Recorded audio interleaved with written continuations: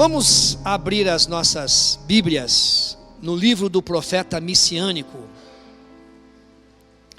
Livro do profeta messiânico, capítulo 6. Eu nem sabia que tinha profeta messiânico.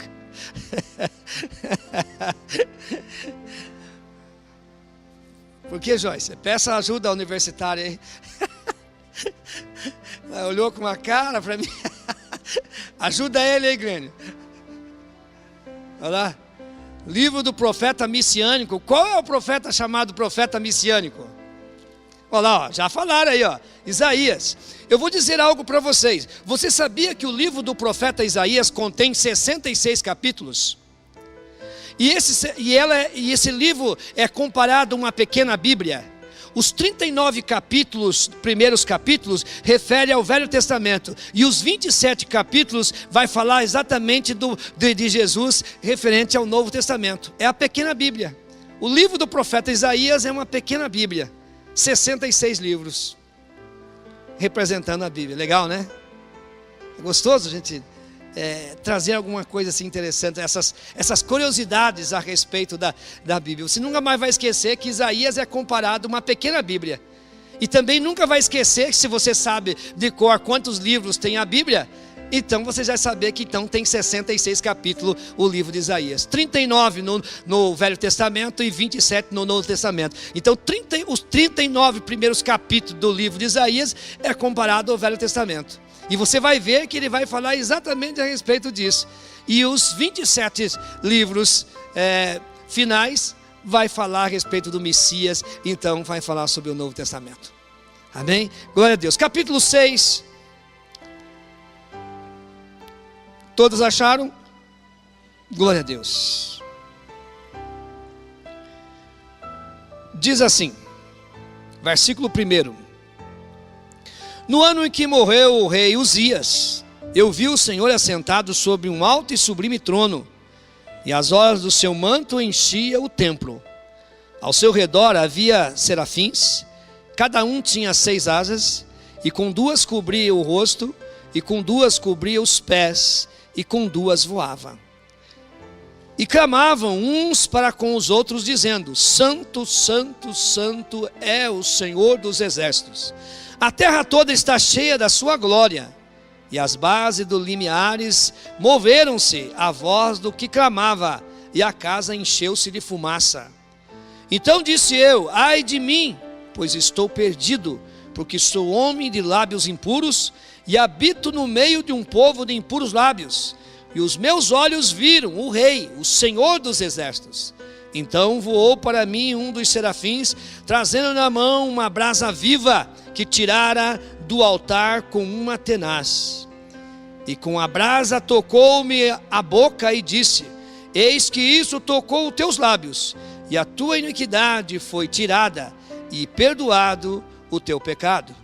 Depois disso ouvi a voz do Senhor que dizia: a quem enviarei? E quem irá por nós? Então disse eu: eis-me aqui, envia-me a mim. Disse, pois, ele: vai e dize a este povo: ouvis de fato e não entendeis, e vedes em verdade, mas não percebeis. Engorda o coração deste povo, e endurece os ouvidos, e fecha-lhe os olhos, para que eles não vejam com os olhos, e ouça com os ouvidos, e entenda com o coração, e se converta e seja sarado. Então disse eu: até quando, Senhor? E respondeu: até que sejam assoladas as cidades, e fique sem habitantes, e as casas sem moradores, e a terra seja de todo assolada. E o Senhor tenha removido para longe dela os homens, e sejam muitos os lugares abandonados no meio da terra.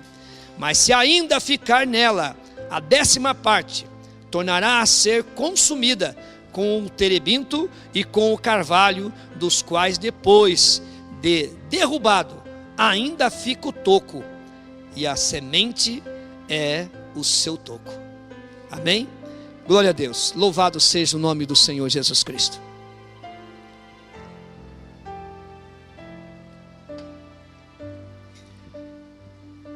Você já ouviu falar sobre redenção?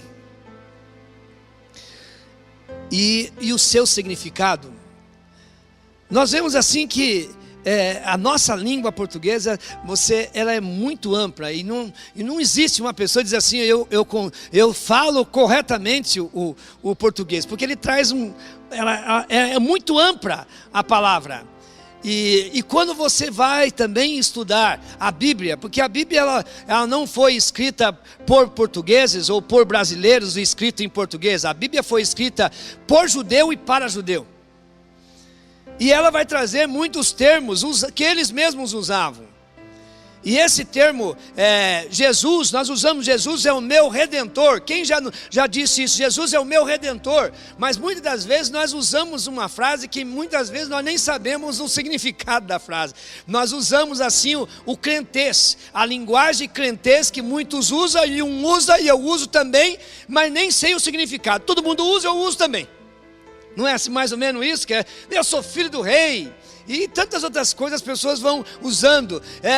Jesus tem misericórdia de mim. Você já parou para pensar, quando você diz Jesus tem misericórdia de mim, o que você está pedindo? Quando você está dizendo Jesus tem misericórdia de mim, você está dizendo assim, Jesus, vem aqui no meu lugar e sinta e viva o que eu estou vivendo. É isso que você está dizendo. E isso Jesus, ele veio a essa terra e fez isso. Por isso que ele nasceu de uma mulher, ele viveu aqui nessa terra para sentir o que nós sentimos, para viver como nós vivemos, para nos entendermos, amados.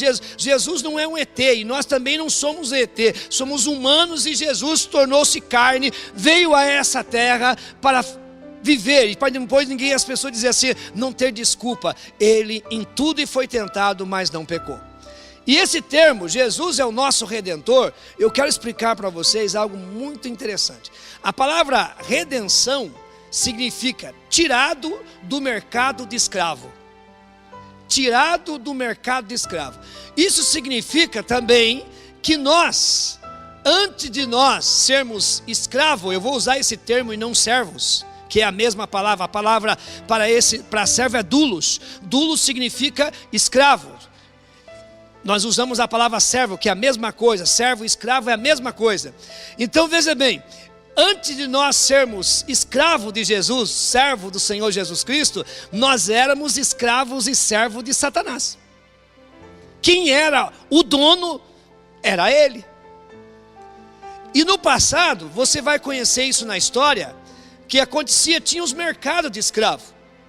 Quando você chega ali no Nordeste, tem ali uma das melhores praias do mundo, que é Porto de Galinhas. Por que é chamado Porto de Galinhas? Porque ali, quando eles traziam, fazendo os tráficos daqueles navios negreiros, como eles chamavam, eles diziam o seguinte, que chegou galinhas para comercializar, mas na verdade eram os escravos, e eram vendidos. Bem, num tempo mais remoto, tinha os mercados onde os escravos ficavam todo em fileira, e as pessoas eles ficavam de cabeça baixa, e eles começavam a levantar a cabeça para ver o escravo. E o que eles viam no escravo? Eles viam os dentes do escravo e as canelas do escravo. Se os dentes eram bons, fortes, era uma pessoa saudável. E quando eles tinham a canela, não sei, isso não tem nada a ver também, né? Mas que tiver a canela fina era trabalhador, canela grossa era preguiçoso. Não servia para trabalhar. Dá uma olhadinha na tua canela, já deu olhar. O Grêmio já deu levantar na canela dele. Está todo machucadinho, não, a canela cortada, né?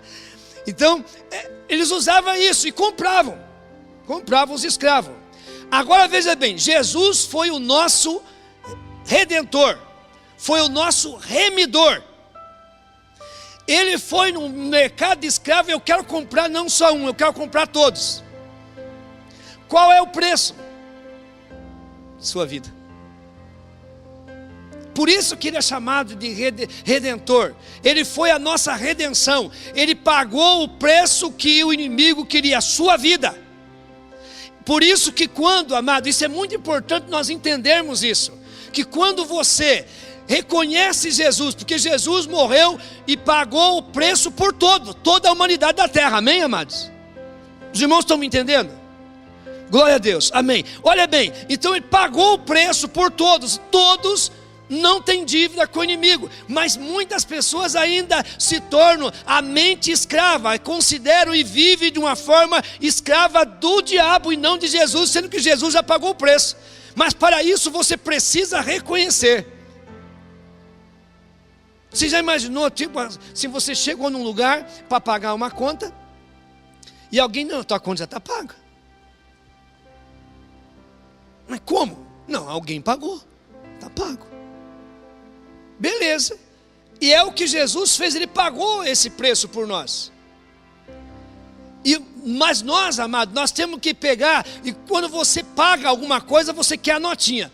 Ai daquele que muitas vezes não pega uma notinha, e depois a pessoa vai cobrar de novo, e se você não tem como provar, vai ter que pagar de novo. Não é isso? Comprovante. Pagou? Dá um recibo aí. Dá aqui. Depois? Não, então depois eu pago também. Pagamento, notinha. Você tem com que provar que você pagou. Agora, quando as pessoas chegarem, o inimigo chega diante dele, não, Jesus pagou o preço. Para mim, cadê a promissória?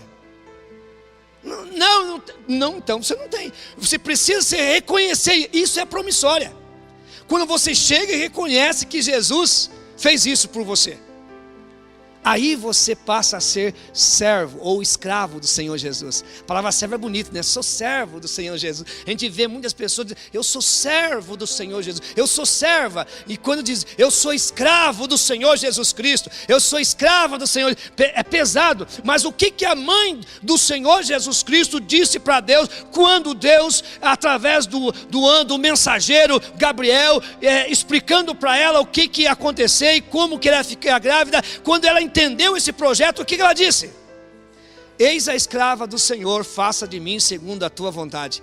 É isso, amado, que quando nós entendemos o projeto de Deus, entendemos o sacrifício de Jesus Cristo, o que Ele fez por nós, para nos livrar do inferno, nos dar a salvação, cada um de nós possamos erguer a nossa mão e dizer, eis o escravo, eis a escrava do Senhor, faça de mim segundo a tua vontade. Mas muitas das vezes, amado, Jesus só faça isso nessa área, nessa outra área não. E quando nós lemos essa palavra, amado, o profeta Isaías era um homem muito culto, um homem que trabalhava junto ao palácio, um homem que trabalhava junto na administração, junto com o rei. O rei, de acordo com os historiadores, dizem que o rei Uzias era meio parente dele. E ele tem esse encontro, essa visão maravilhosa que ele tem um chamado do Senhor, e toda pessoa que tem um encontro com o Senhor, ele passa a ser chamado servo do Senhor. É sobre isso que eu quero falar nessa noite. Chamado para ser servo. Chamado para ser servo. Diga para o seu companheiro, a sua companheira de banco, nós somos chamados para ser servos. Agora, quando você diz assim, nós somos chamados para ser escravos de Jesus. Diga, tem coragem de dizer isso? É pesado, não é? Olha o termo. É a mesma coisa quando muitas pessoas dizem assim, Jesus nasceu numa manjedoura. Nós imaginamos essas manjedouras como esses currais modernos hoje, que parece mais limpo do que uma casa, né? Parecendo que não, negativo, amado, é um lugar, é um curral mesmo. É um curral mal cheiroso, cheio de estrume ali, Jesus nascendo e a vaca fazendo cocô ali do lado, e fazendo xixi do outro lado ali, para não dizer mijando mesmo, fazendo as necessidades dele ali, esse é o local. E às vezes nós não imaginamos, porque usa o termo manjedoura, mas nós somos escravos do Senhor Jesus Cristo. Ao longo do reinado de Uzias, mais ou menos 52 anos de reinado. Alguém porventura já se ateve para... Ontem nós fizemos um estudo sobre um dos profetas menores, sobre o livro de Amós, ali, que mostramos que é chamado profeta menor pelo tempo de ministério. Alguém já parou para pensar e estudar um pouquinho quanto foi o tempo de ministério de Isaías? 60 anos de ministério teve Isaías. Você sabia qual foi o fim do profeta Isaías? Nessa época quem reinava era o rei Manassés, um reino mau. Isaías morreu cerrado em pedaços. Esse foi o fim do grande profeta Isaías. Morreu esquartejado, cerrado. Então o rei Uzias reinou por mais ou menos 52 anos. Foi um período de crescimento para Judá. Para aqueles que tiveram ontem aqui, Judá pertencia a qual reino? Reino do Sul, e aonde tinha 2 tribos. Então o rei Uzias, ele reinou sob o reinado de Judá. O rei Uzias também era conhecido como o rei Azarias. Você vai encontrar em 2 Reis capítulo 15, versos 1 a 7, ele não é chamado de Uzias, mas é chamado de Azarias. Muda às vezes os nomes, e às vezes nós confundimos um pouco essas questões, e assim achamos que é um outro rei. Por isso que você precisa se ater e estudar um pouco mais a palavra do Senhor. Foi o melhor rei depois de Salomão. O melhor rei depois de Salomão foi Uzias. Ele fez reforma, ele seguia a orientação e tinha homens conselheiros ao lado dele. Foi um dos melhores reis depois de Salomão. Salomão teve uma administração muito boa. No final da sua vida cometeu um ato de sacrilégio. Para aqui. Quantos já me ouviram dizer, não importa como você começa, importa quando você termina? Já me ouviram falar sobre isso? Por quê? Olha bem, um rei que fez tudo certo, mas no final cometeu um sacrilégio. Sabe o que é um sacrilégio? É você fazer algo que não é a tua função. É muito sério isso. E ele, sabe o que ele foi fazer? Ele ocupou o lugar de sacerdote e queimou incenso. Foi oferecer incenso. Cometeu um sacrilégio. Ofereceu incenso no altar do templo. Isso está registrado em 2 Crônica, capítulo 26, do 1 ao 15. Está registrado o que ele fez. Foi acometido de lepra e morreu. Olha o sacrilégio dele. Você fica olhando assim, meu Deus, mas por que Deus tão terrível é esse? Um homem tão bom, não é assim que as pessoas começam a dizer? Olha, como é que pode uma pessoa tão boa, uma pessoa que não faz mal a ninguém aqui, e essa pessoa morreu só porque não aceitou Jesus e foi para o inferno? É o que a Bíblia diz.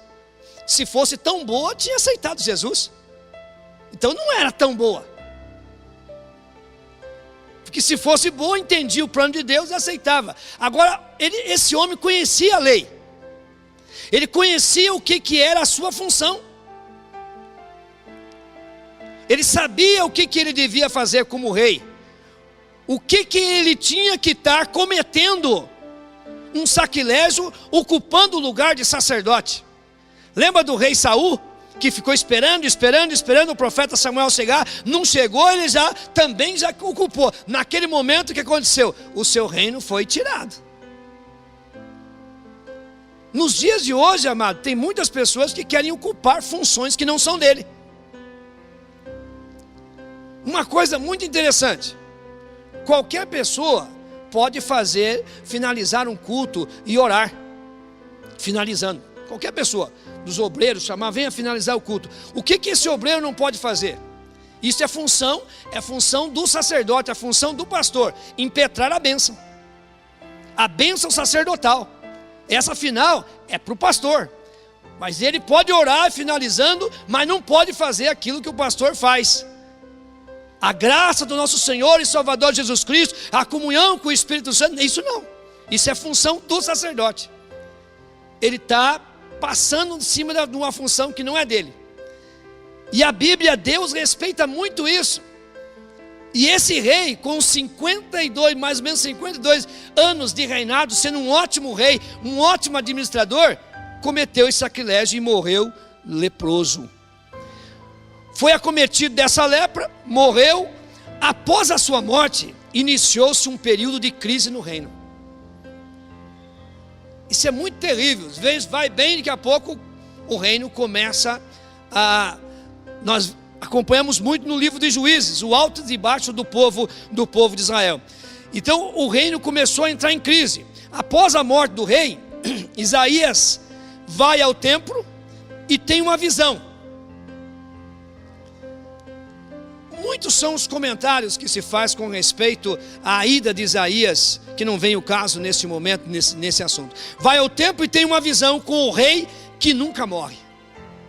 Ele tem uma visão com um rei que nunca morre, o Deus eterno, todo-poderoso, Rei dos reis, Senhor dos senhores. Esse rei nunca morre e ele não muda, nele não há nem sombra de variação. Não tem perigo de ele cair ou de fazer coisas erradas, porque nele está a perfeição, nele está a fidelidade, nele está a sabedoria. Ele é o Pai da sabedoria, ele é aquele que sabe todas as coisas e ele se faz presente aqui nesse momento.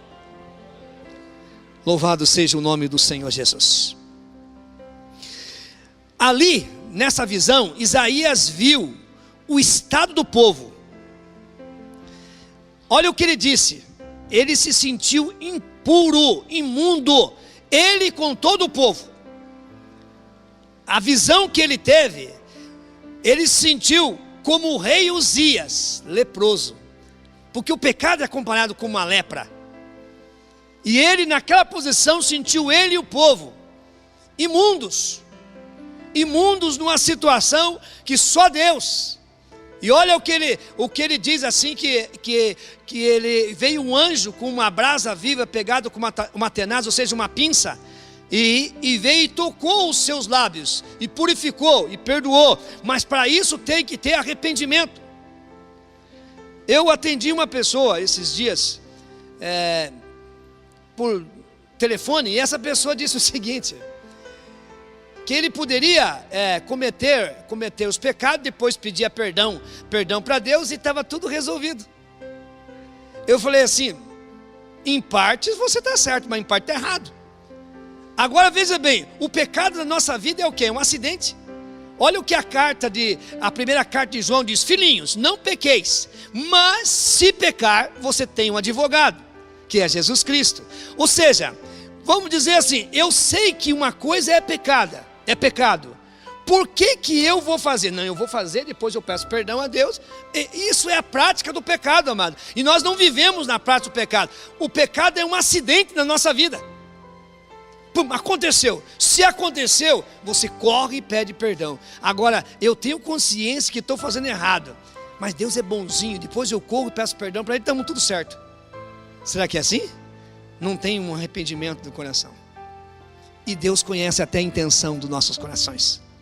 Ele sabe se realmente a pessoa está arrependida daquilo que está fazendo. Ele conhece.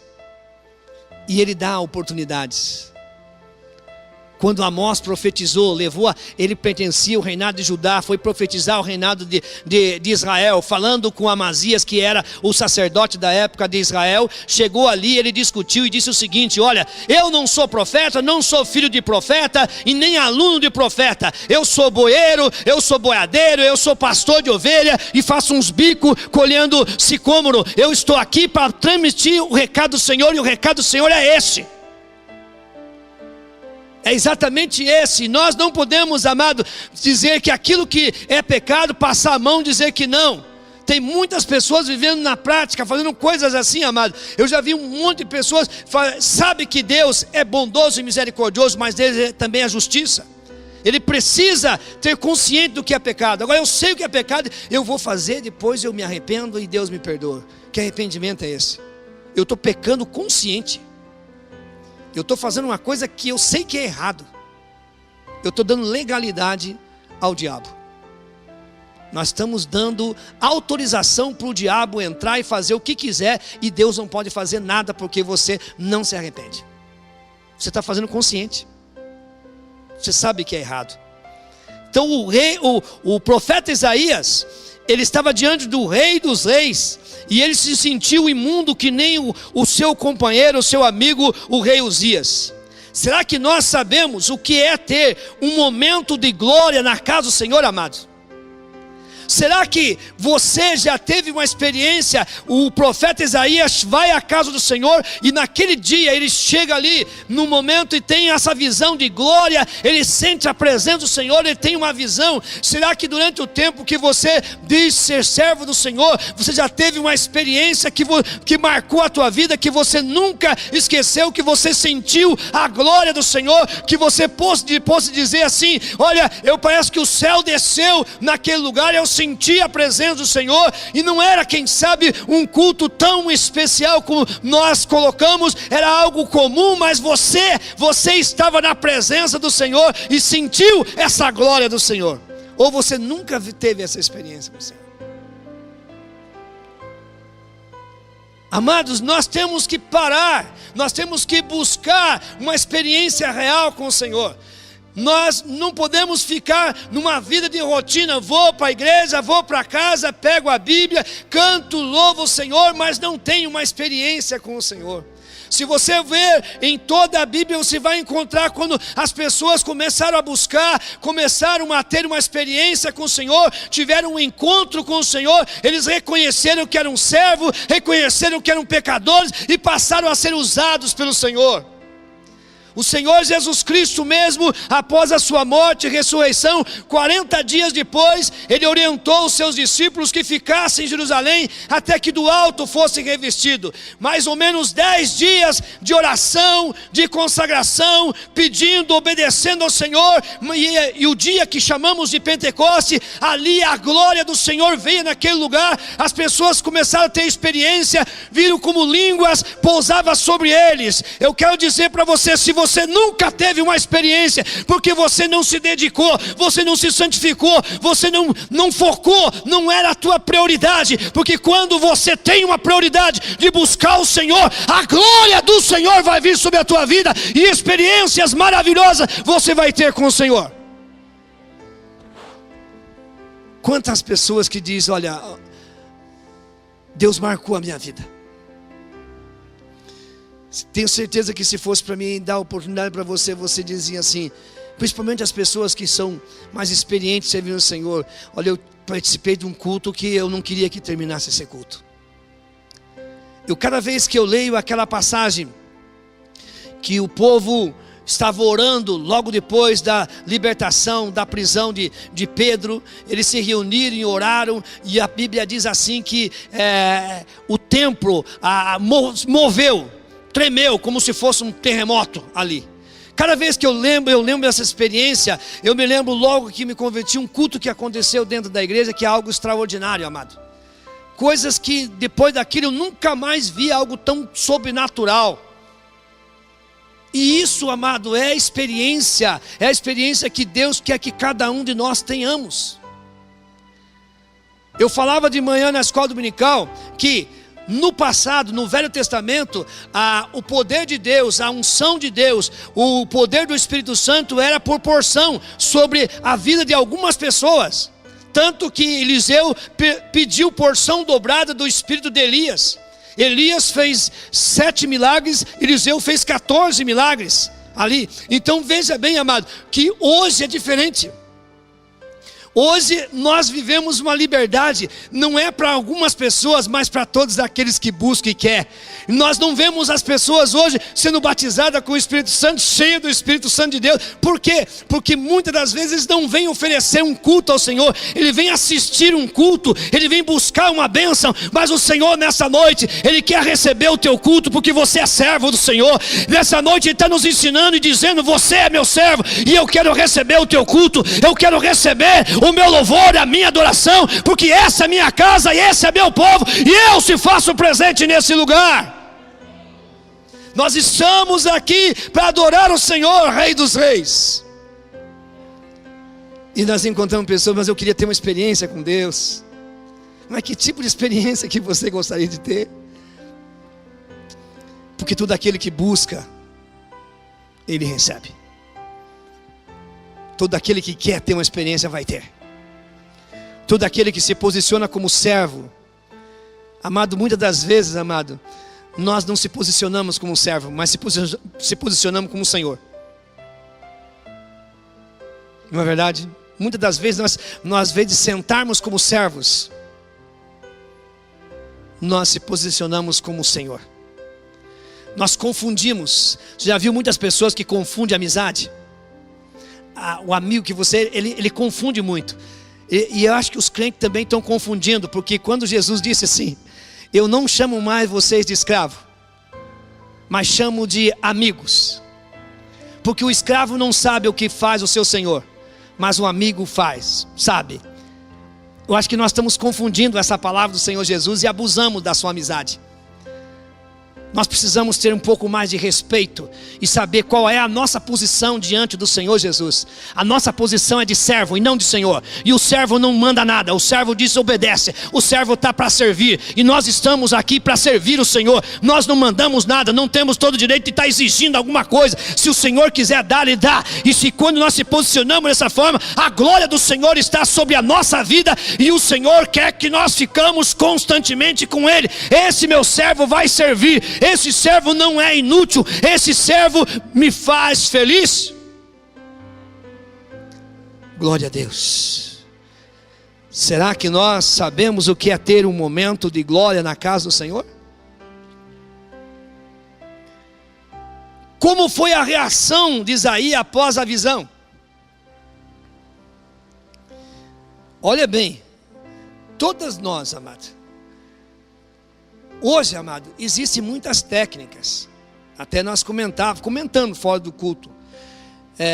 Pessoas que eles montam os palcos de louvores com cores de luz.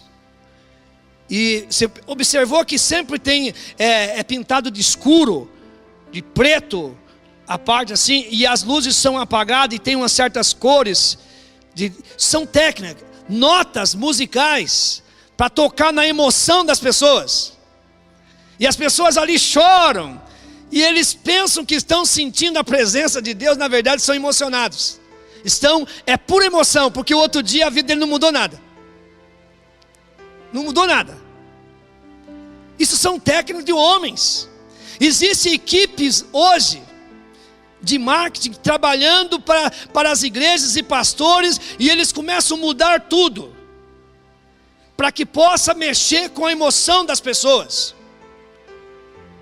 E o Senhor não quer só mexer com a emoção, o Senhor quer mexer com a nossa realidade.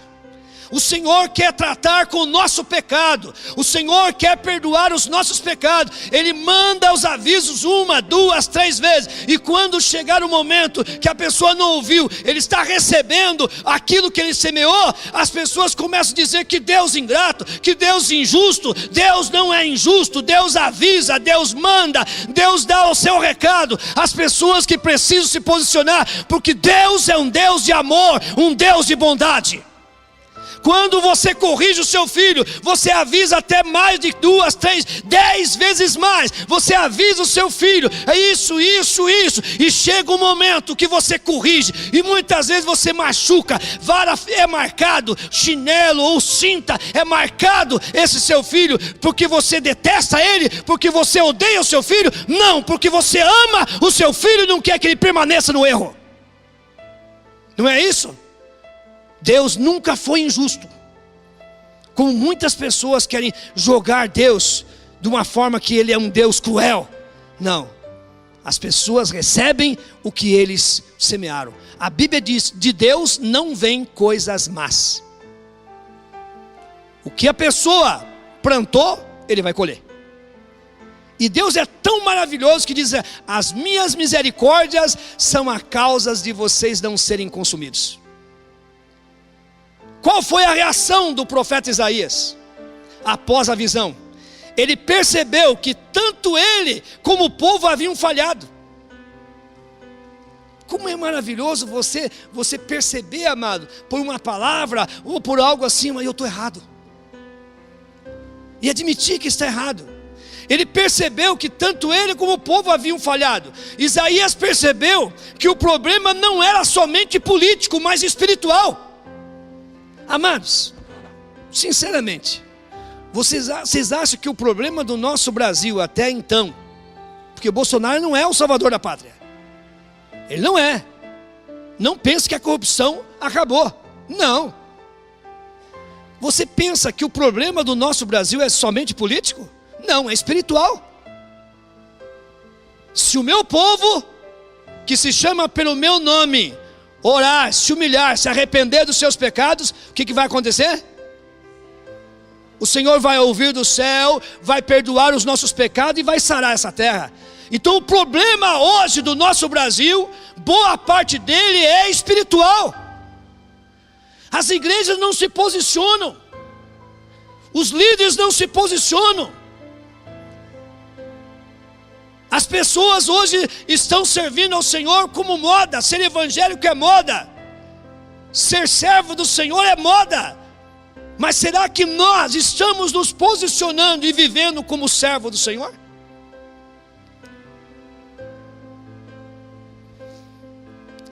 As brasas vivas é sinal de purificação, pois havia arrependimento. Sem arrependimento não há purificação. Se não tiver um verdadeiro arrependimento, não há purificação, amado. Não adianta. Não adianta, amados. Amados, se você olhar na canela do Glênio ali, está cheio de ponto. Tem quantos pontos aí, Glênio? 7 pontos. Ele podia dizer o seguinte, chegar lá, não precisa ponto, não. Dá uma lavadinha, passa um remedinho, não precisa. Ele não tem que dizer que precisa. Quem vai saber é o médico, acabou. Ele não é médico, o que ele quer ensinar para o médico? Tem muitas pessoas que dizem assim, o médico dá injeção, não tem comprimidinho? Não, é injeção mesmo, tem que ser injeção. E aí, olha bem, em vez de pegar e dar os pontos, a pessoa dá uma limpadinha e coloca um band-aid. O que vai acontecer, Denise? Primeiro, não limpou como deveria limpar. Vai infeccionar aquilo, vai abrir porque não teve ponto, e a pessoa vai ter que voltar ali de novo. Daí não tem como dar ponto mais. Vai ficar com uma cicatriz grandona ali e que vem a sarar. E as bactérias que estão ali porque não foi tirado. E as pessoas chegam naquele corte ali, eles pegam e jogam e lavam e passam uma escovinha assim, sem dó, sem dó. E às vezes pega aquelas enfermeiras assim, que já está com uns 30 anos de profissão. Meu Deus do céu, é pior. Daí, você não é homem não? É mais ou menos desse jeito assim. Amado, isso é a questão do pecado. Tem muitas pessoas dando nome outra coisa do pecado. Foi um descuido, um relapso. Não é pecado. Você não tem problema. Isso não é pecado. Estão dizendo aquilo que Deus disse que era pecado, estão dizendo que não é mais pecado. Agora eu pergunto para vocês, só porque nós vivemos um período pós-modernidade, vai mudar? Se Deus não mudou, a sua palavra também não muda. E a Bíblia não é um livro arcaico, a Bíblia é um livro atual. E hoje nós encontramos muitas pessoas, como Timóteo, na sua carta coloca, nos últimos dias sentirão o quê? Comichão, coceira nos ouvidos, procurarão doutores. Doutores para quê? Para ouvir o que eles querem ouvir.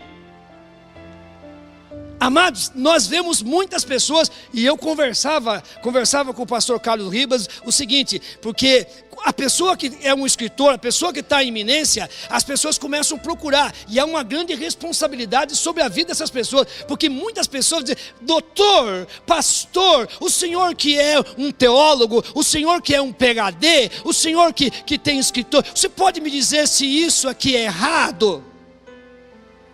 As pessoas não estão fazendo isso, amado. Agora, se eu não falar o que a Bíblia diz, eu vou me acertar com Deus. E hoje, o que Timóteo disse acontece hoje. As pessoas estão procurando doutores, pessoas. Você percebe, tem um camarada, nem fiz questão de guardar o nome dele. É doutor não sei o que, e ele começa a dizer, falar a respeito de bebida que não é pecado, ele usa um monte de argumento, que dízimo não sei o que, coloca um monte de coisa e tem um punhado de crente não cristão, seguindo esses caras. Eu sigo a Bíblia, o que a Bíblia diz. E a Bíblia diz que é pecado, é pecado. As pessoas estão dizendo que aquilo que é pecado diz que é cultura. Eu vi uma pessoa dizer o seguinte, que uma pessoa com problema de homossexualismo é cultura. Cultura na Europa. Cultura na Europa é pecado. É pecado. Não tem negócio de cultura não. E daí as pessoas dizem assim, não, esse pastor é muito radical. Nós estamos num outro tempo.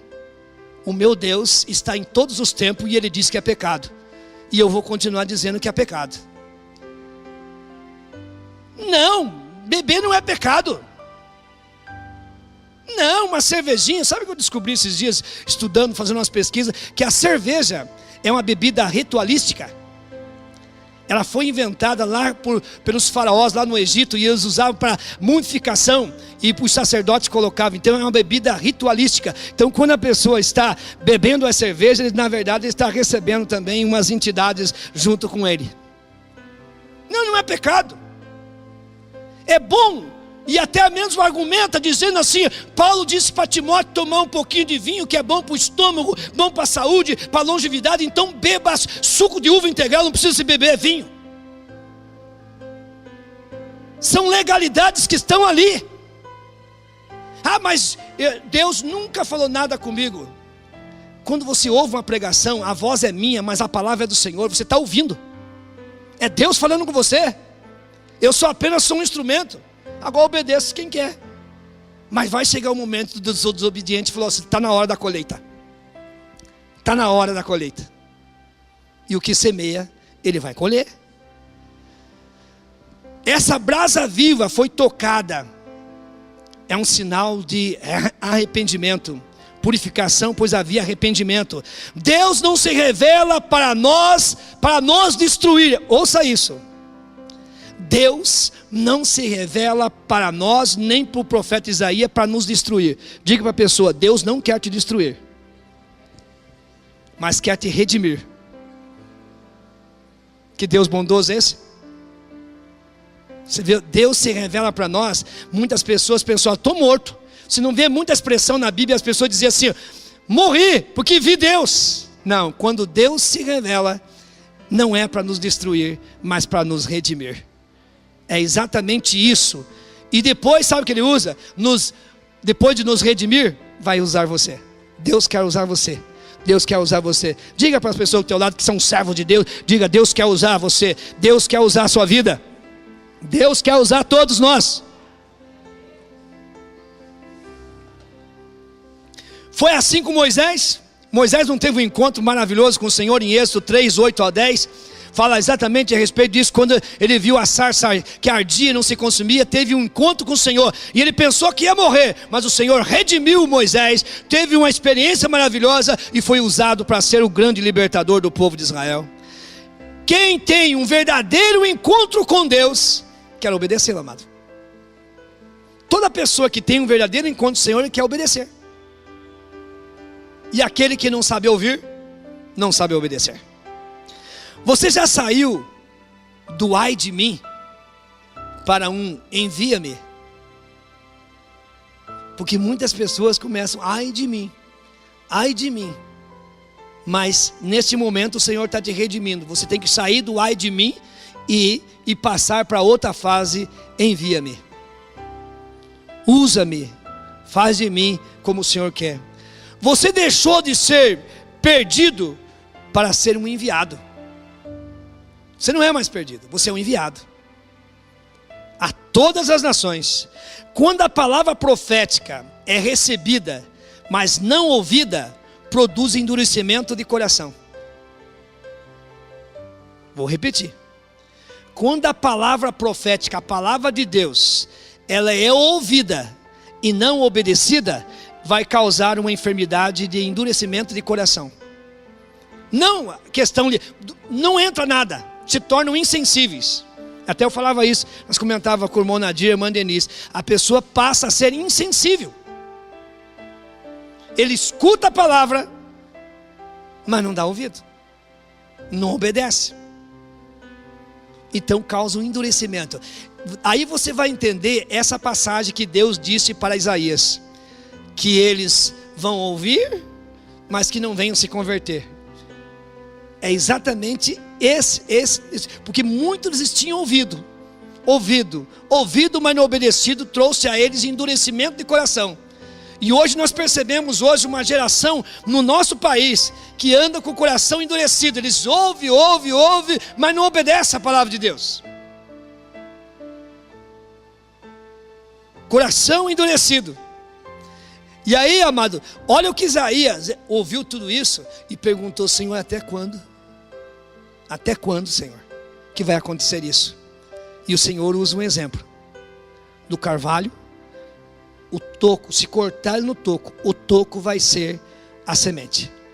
O Senhor está dizendo assim: se tiver um remanescente, que eles me obedeçam, que ouça a palavra e obedeça, eu farei florescer e será uma grande nação. Era isso que Deus, por isso que Isaías começa a dizer, a partir dos 39 capítulos em diante, ele começa a dizer sobre a virgem que dará à luz a um novo rei, um menino. O menino será maravilhoso, seu nome será maravilhoso, conselheiro, Deus forte, Pai da eternidade, príncipe da paz. Ele começa a colocar exatamente sobre isso, o que vai acontecer. Está falando de uma graça, esse remanescente. E eu quero dizer para você que nós fazemos a parte dessa geração que entendeu, que reconhece. Nós precisamos melhorar mais a nossa vida. E hoje o Senhor está se revelando a nós através da sua palavra. Está se revelando a nós, se nós não endurecermos o nosso coração, colocar em prática e se posicionar como servo, Deus vai nos usar, Deus vai fazer coisas extraordinárias e nós vamos ter visões, vamos ter experiências maravilhosas. E é isso que Deus quer fazer com cada um de nós. O remanescente, Deus é amor. Amém? Glória a Deus.